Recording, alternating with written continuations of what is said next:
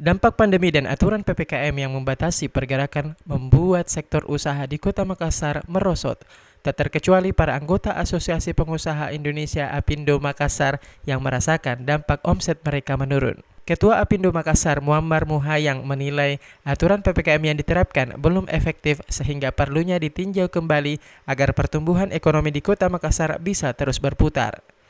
Karena dengan aturan PPKM ini sangat membatasi pergerakan ekonomi dan aktivitas masyarakat. Muammar Muhayang juga berharap agar tidak ada lagi perpanjangan aturan PPKM, lebih kepada penerapan protokol kesehatan yang ketat dan vaksinasi ditingkatkan agar kesehatan dan ekonomi bisa berjalan. Yang kami melihat bahwa penerapan PPKM secara umum itu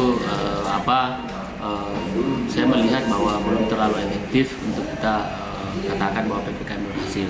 Jadi kami berharap bahwa ke depan pemerintah, mudah-mudahan tanggal 9 ini adalah akhir daripada PPKM, dan kemudian kita lanjutkan dengan penerapan protokol kesehatan yang ketat, disiplin, dan juga pelayanan kesehatan ditingkatkan, sehingga kami dari Apindo menilai bahwa sebaiknya prokes yang disiplin dan ketat sambil memutar perekonomian yang kita harapkan terus berputar, karena dengan adanya pembatasan tentunya akan mengatasi pergerakan ekonomi dan aktivitas masyarakat. Dampak pandemi ini sangat dirasakan oleh Apindo Makassar dan beberapa perusahaan harus merumahkan karyawan. Namun beberapa terobosan yang dilakukan Apindo Makassar dalam menghadapi pandemi COVID-19 ini dengan perlahan beralih dari bisnis konvensional ke bisnis digital dengan memanfaatkan teknologi. Agus Salim, Fajar TV dan Fajar Radio melaporkan.